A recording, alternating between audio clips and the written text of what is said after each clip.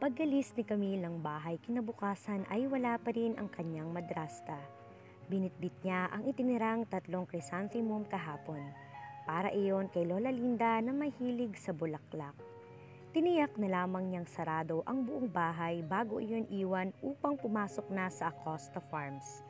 Laking gulat niya nang utility van ng pinakamalapit na punerarya sa kanila ang nadatnan niya sa driveway ng villa.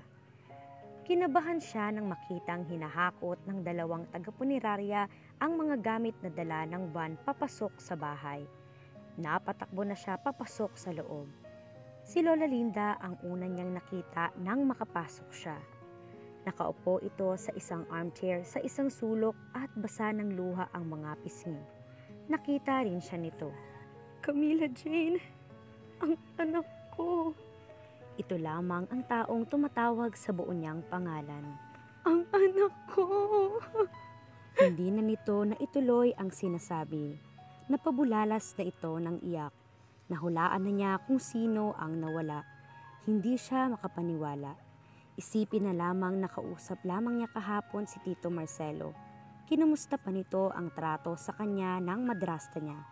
Hinaplos pa nito ang kanyang ulo. Gininaw siyang bigla. Nanlambot ang kanyang mga tuhod and there was a constant ringing in her ears. Nagtatakbo siya palabas habang nalalaglag mula sa kanyang mga kamay ang hawak na bulaklak. Nang makalabas ng bahay, sumalampak si Camille sa tagong bahagi ng lawn. Doon siya umiyak nang umiyak. 2 matatangkad at gwapong lalaki ang dumating sa villa pagkaraan ng 2 araw. Ayon sa katulong na si Aling Nori, mga apo raw iyon ni Lola Linda. Kinabukasan din, nagpasya ang matanda na ipalibing na si Tito Marcelo Acosta.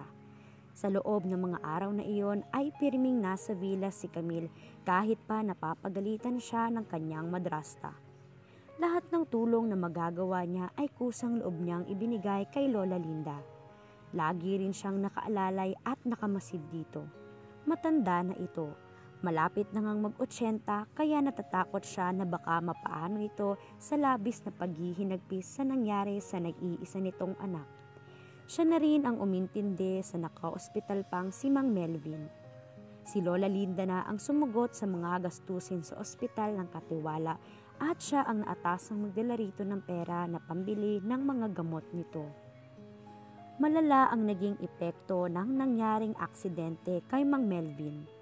Bulag na ang isang nitong mata, nadurog pa ang buto nito sa kaliwang paa at ayon sa mga manggagamot ay hindi na ito makalakad pa. Dito niya nalaman sa sobrang dulas ng daan ng pauwi na ito at si Tito Marcelo ay nahulog kasama ang sinasakyan ng mga ito sa bangin.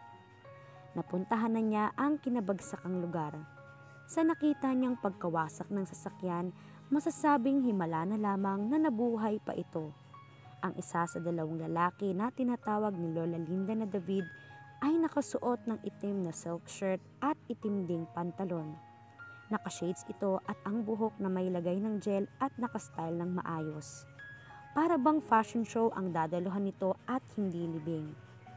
Higit itong makatawag pansin kaysa sa ikalawang lalaki. Naglalaro marahil ang edad nito sa 25 hanggang 27. Kapansin-pansin ang madalas na humahangang sulyap dito ng mga kababaihang nakipaglamay at ngayon ay nakikipaglibing. Hindi na niya kailangang ipagtanong pa kung sino ito. Natitiyak niyang ito ang naglayas na anak ni Tito Marcelo. Ang ikalawang lalaki ay isang sport shirt na puti at black denim pants ang suot. Hindi niya mahulaan ang edad nito. Maaaring nasa late 20s na ito o mid-30s. Medyo mahaba ang alon-alon nitong buhok na sinusupil ng manipis na lastiko sa likod. Ang matangos nitong ilong ay kahulma rin ng kay David at sa ama nito, kaya ipinagpalagay niyang magpinsan ang dalawa. Gwapo man ang lalaking nalaman niyang Franco ang pangalan, tila naman hindi ito aware doon. Lagi niya itong nakikita sa isang sulok, nagmamasid. Sa kilos nito, parang hindi ito komportable na ito ang maging object of attention. Tila nais nitong maging inconspicuous lamang kahit imposible iyon sa lapad ng kahan nito at katangkarang taglay. It was obvious in his hooded eyes, sa maingat halos walang kalatis nitong pagkilos. She decided she liked the second man better. Parang maraming misteryong matutuklasan dito. Ayaw niyang makaagaw ng pansin sa gitna ng nagsisipagluksang kamag-anak ni Tito Marcelo. Kaya imbis na itapon sa ibabaw ng nicho ang dala niyang white daisies, nanatili lamang iyon sa kanyang kamay. Pinili niyang lumugar sa di kalayo ang puno at doon tahimik na lumuha. Pakiramdam niya na balik siyang muli sa araw na ang bangkay ng kanyang ama ang nakikita niyang unti-unting ibinababa sa hukay. Nakita niyang niyakap ni David ang abuela nitong iyak ng iyak. Samantalang si Franco ay nakamasid sa ibinababang kabaong, kuyom ang mga kamay. Pinahid niya ang mga luha. Nasa isip niya kung paano napipigil ng mga lalaki ang umiyak sa gitna ng nakakalunos na pangyayaring tulad niyon dahil walang umiiyak isa man kina David at Franco. Mabibigyang katwiran niya iyon kung sana ay nakahanda na ang kalooban ng lahat sa pagkamatay ni Tito Marcelo. Ngunit bigla ang pagyao nito. Masakit iyon kahit sa gaya niyang hindi naman ito kapamilya. Minabuti niyang umalis na lamang doon. Nilapitan niya ang kanyang madrasta sa kasama ng mga nakipaglibing. Tita, hindi na po ako sasabay sa pag-uwi. Dadaan pa po ako sa puntod ni Papa. Huwag kang magtatagal. Baka magpagabi ka na naman sa libingan ng iyong ama. Matalim ang tinging tugon nito. Hindi po. Kailangan ko pa pong bumalik sa villa mamaya. Pinagalaw nito ang ulo bilang pagtataboy sa kanya. Pagkatapos ay tinungo na niya ang puntod ng kanyang ama. Lantana ang mga bulaklak na inilagay niya roon noong isang araw. Pati na ang mga bulaklak sa basket. Nilagay niya sa basket ang mga lantang bulaklak at ipinalit sa ibabaw ng puntod ang dala niyang white daisies. God, Wika niya matapos sumalampak sa harapan ng puntod ng kanyang ama. Madalas niyang kausapin ng Diyos sa lugar na iyon, kung saan nadarama niyang malapit ito at nakikinig sa kanya. tiyak pong may pagbabagong mangyayari sa Acosta Farms ngayong wala na si Tito Marcelo. Sana po, huwag namang maisip ng mga anak niya na alisin ako ron. Sanay na po ako sa mga ginagawa ko sa farm. Wala naman po akong nakikitang maaari kong pasukan sa trabaho sa ngayon. Pero kung talagang kalooban ninyo na umalis na ako ron, sana naman po pumayag na si Tita Maricar na sa flower farm na lang ako magtrabaho. God, tulungan din po ninyo ako makatagal pa sa pakikisama sa kanya. Habang nagtatagal, lalo po siyang nagiging masungit at mahigpit sa akin. Hindi ko po alam kung anong kasalanang nagawa ko sa kanya para maging ganun ang trato niya sa akin. Minsan po, nakakasakit na ng kalooban. Inuunawa ko na lang po siya dahil siya na lang natitira kong pamilya. Iyon din ang gusto niyang gawin ko, di po ba? Sana lang po, magawa na rin niya akong mahalin isa sa mga araw na ito. Please, dear God. Saglit pa siyang nagtagal doon. Kung hindi nga lamang inaalala niyang babalik pa siya sa villa, nais pa sana niyang manatili roon hanggang sa paglubog ng araw. Pagpihit ni Camille, napapitlag siya nang makita si Franco na nakatayo sa kanyang likuran. Anong ginagawa niya rito? Narinig niya kaya ang malakas kong pagdarasal? Wala siyang maapuhap na sasabihin. Mabuti na lamang at nanguna na ito. Hi, pasensya ka na kung nagulat kita. Okay lang. May kailangan ka? Ikaw si Camille, hindi ba? Oo. I'm sure alam mo na ring Franco ang pangalan ko. Nagpatuloy ito nang tumango siya. Pinasusundo ka ni Lola Linda. Sumabay ka na raw sa amin sa pag-uwi. Hindi ito nakangiti habang nagsasalita, ngunit kay lambot ng ekspresyon nito sa pagkakatingin sa kanya. Sinuklian niya ito ng isang tipid na ngiti. Salamat. Tahimik lamang sila habang magkasabay na naglalakad patungo sa kalsadang kinahihimpilan ng van ng mga Acosta. Akala niya ay mananatili silang ganon hanggang sapitin niya ang sasakyan. Ngunit ilang metro bago sila makarating doon ay bigla itong nagsalita. Ipanatag mong loob mo, Camille. Natitiyak kong walang aalising empleyado sa farm. Sinamahan pa nito ng isang may pang-uunawang tingin ang sinabi. Nag-iinit ang mga pisking na pamata na lamang ang dalaga rito. Narinig pala nitong talaga ang mga dasal niya kanina. Nakapwesto na sa hulihan ng van si Aling Nori at isa pang kawaksi. Nasa gitna naman si Lola Linda. Si David ay prente nang nakaupo sa passenger seat sa unahan. Itinabi siya ni Franco kay Lola Linda bago ito umikot at naupo sa driver's seat. Hindi ko na makikita ang Tito Marcelo mo, Camila Jane. Kasama ng iyak na wika ni Lola Linda nang umander na ang sasakyan. Niyakap niya ito, hinaplos ang likod. Ngayon lamang niya ito nakita sa ganoong kalagayan. Nasanay na siyang lagi itong matatag, may pagka-istrikto kung minsan and had a mind of her own. Hindi ito nasisindak ng kahit sino. Wala itong inuurungan kahit ano pa ang katayuan ng tao kalaban dito. Ngunit ngayon ay mistula itong mahina. Kung kailan nakikita kong masaya na siya, ngayon pa siya kinuha sa amin. Himutok pa ni Lola Linda.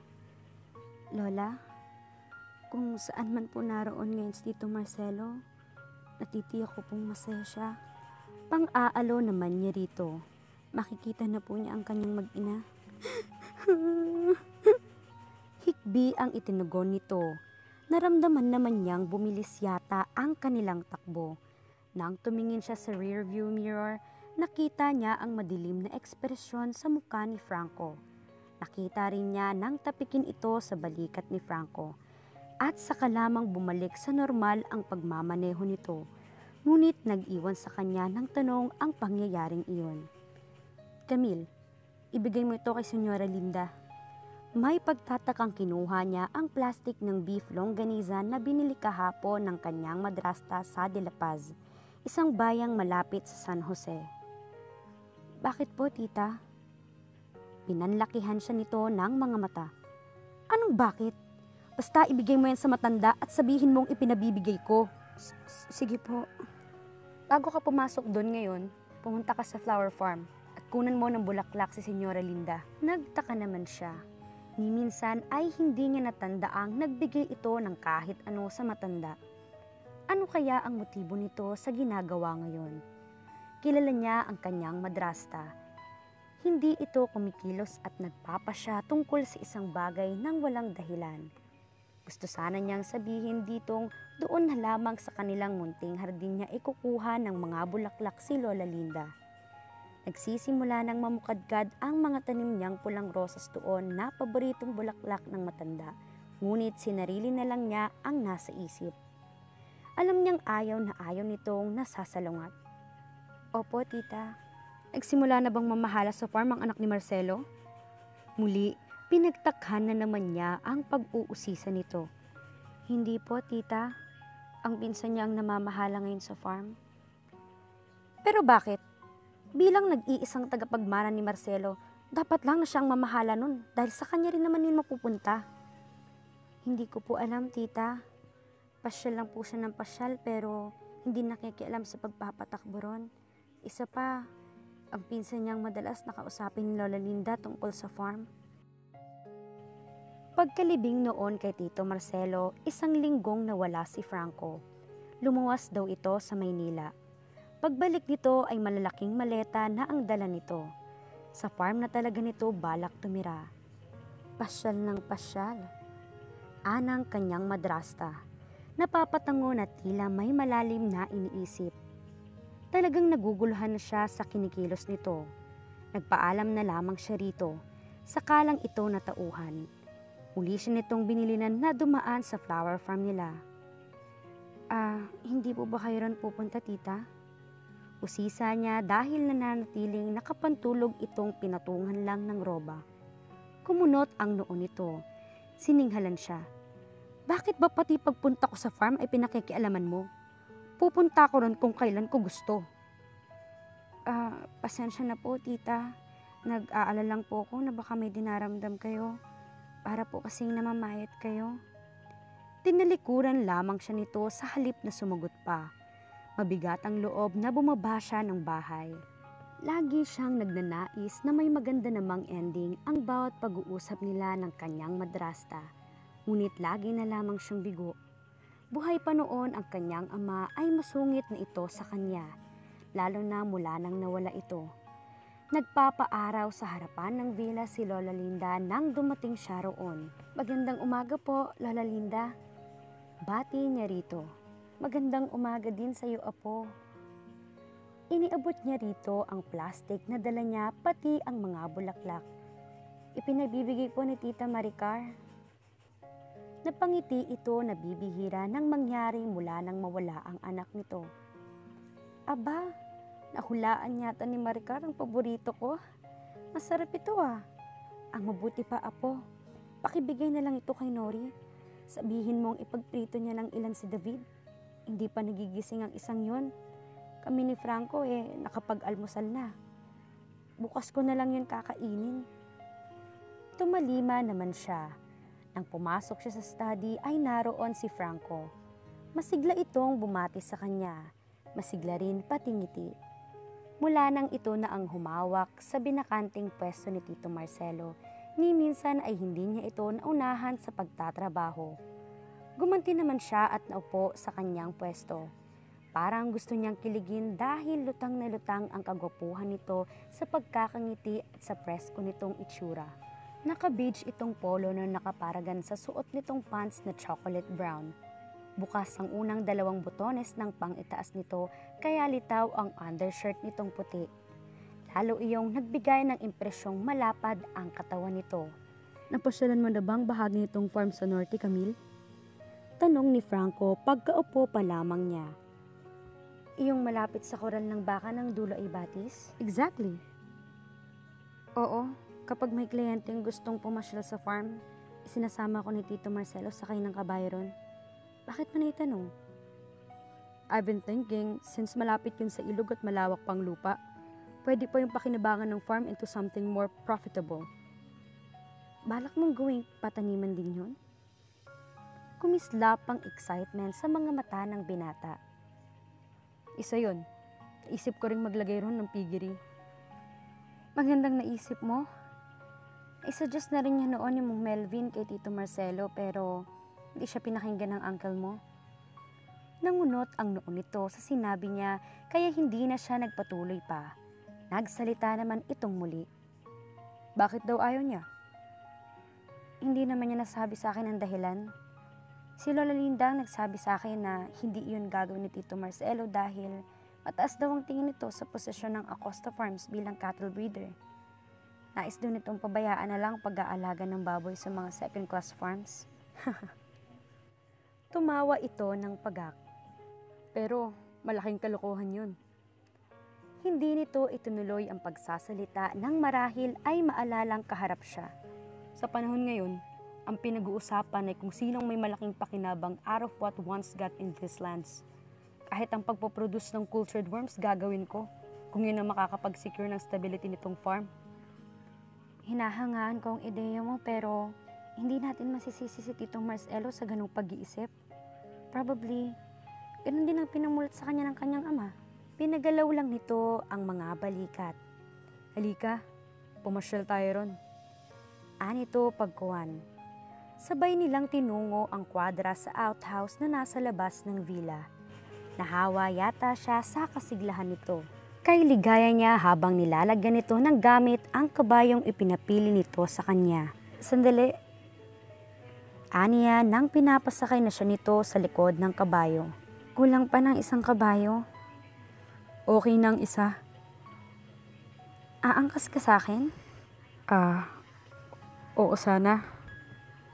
Napapakamot na ito sa batok, tila nahihiya pa. "Hindi pa kasi ako marunong magpatakbo ng kabayo." Napamaang muna siya bago napailing. "Kung tingnan kita, parang sanay na sanay ka sa mga ganitong lugar. Madali kang naka-adapt sa pagpapatakbo nitong farm." "Believe me, Camille, mga colt lang sa Baguio ang nasasakyan ko before." "Yang laki mong yan?" "Oh, pinagdidiinan pa po." Natawa ang dalaga. Okay, kung turuan na lang muna kaya kitang mga bayo ngayon. Kung marunong ka na sa colt, hindi na mahirap mag-aral na sumakay sa malalaking kabayo. Napakamot na naman ito sa ulo. Sa isang tauhan na lang ako magpapaturo. Arte? Bulong niya. Narinig ko yun. Natawa na naman siya. Bakit? Itatanggi mo bang ayaw mong magpaturo sa akin dahil babae lang ako? Sige na nga, turuan mo na ako. Napipilitan na nitong saad. Madali naman natuto ang binata. Siguro dahil alam niya na matalino ito at sanay na din sa buhay sa farm.